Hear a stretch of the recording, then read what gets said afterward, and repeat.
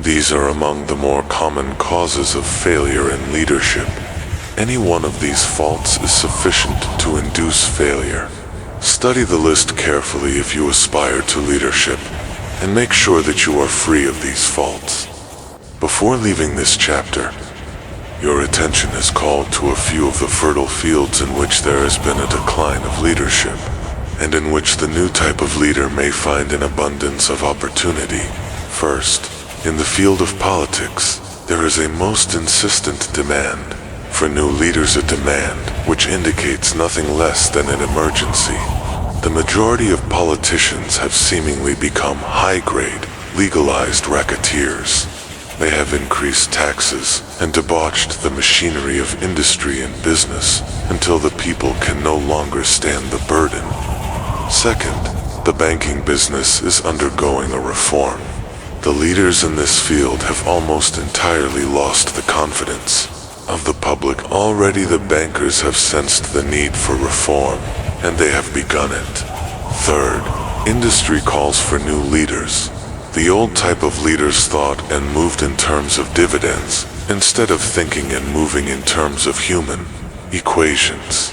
The future leader in industry, to endure, must regard himself as a quasi-public official whose duty is to manage his trust in such a way that it will work hardship on no individual or group of individuals.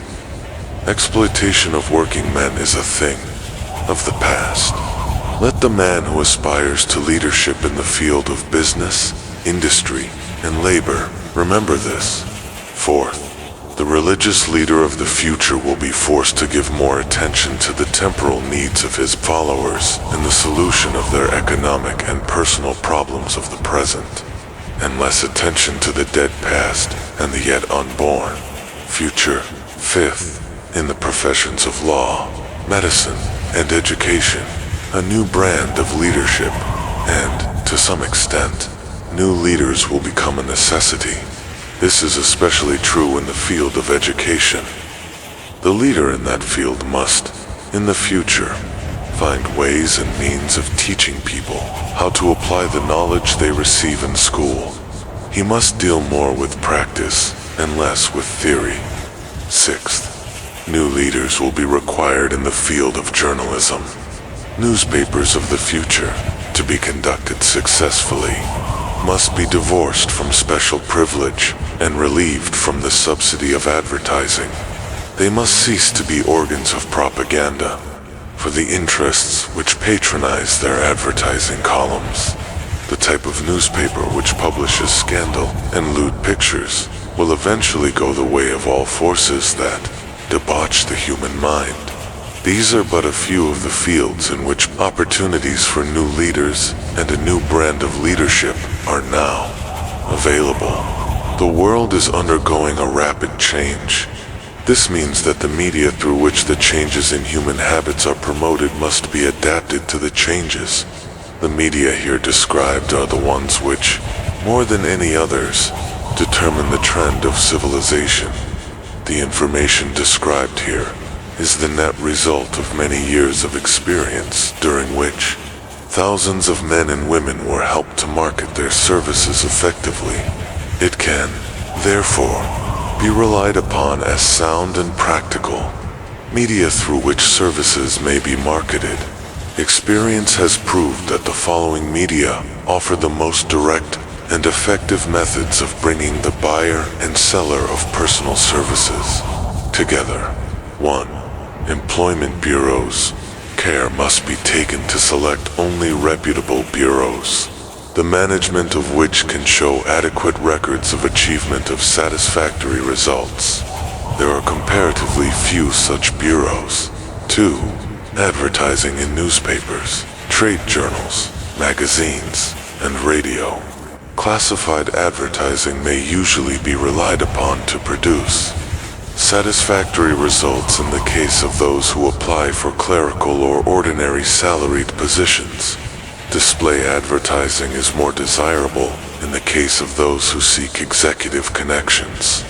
The copy to appear in the section of the paper which is most apt to come to the attention of the class of employer being sought The copy should be prepared by an expert who understands how to inject sufficient selling qualities to produce replies.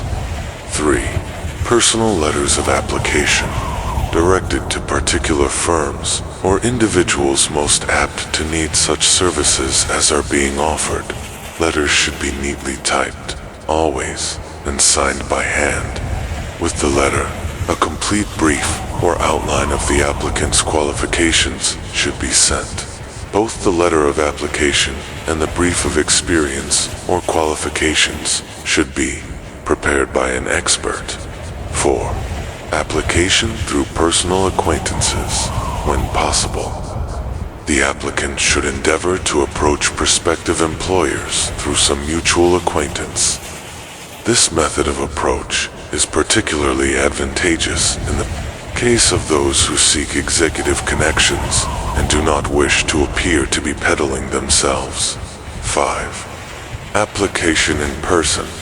In some instances, it may be more effective if the applicant offers personally his services to prospective employers, in which event a complete written statement of qualifications for the position should be presented, for the reason that prospective employers often wish to discuss with associates one's record.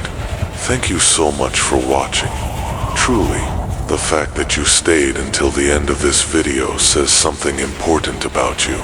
It shows that you care, that you're hungry, that somewhere deep inside, you believe you're meant for more, and you're ready to take the small steps to get there. The Napoleon Hills isn't just a concept, it's a way of living. It's a quiet power that works in the background, shaping your future through the choices you make every single day. Most people ignore it. They think one small decision doesn't matter, but you're learning the truth, that every small decision matters, more than you can imagine.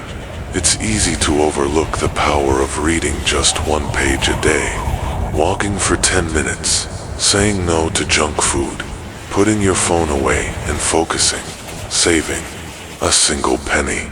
But those tiny steps, the ones that seem so simple, even invisible, they build momentum, and momentum builds results.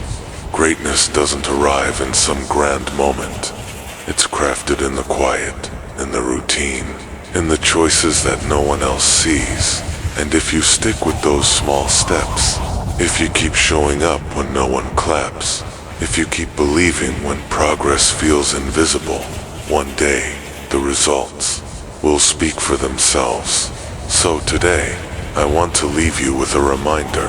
You don't need to change everything overnight. You just need to keep doing the small things right. Read that book. Say no to that distraction. Take that walk. Be kind to that person. Be patient with yourself. Every one of those actions is a brick, and together, they build the life you're dreaming of. If this video gave you even a little push of inspiration, then don't let it stop here. Like the video, subscribe for more content like this, and share it with someone you care about. Someone who's maybe just one idea away from turning their life around. Your story is still being written, and the pen is in your hand. Thanks again for watching. Keep growing, keep believing, and never forget, your Napoleon Hills begins now.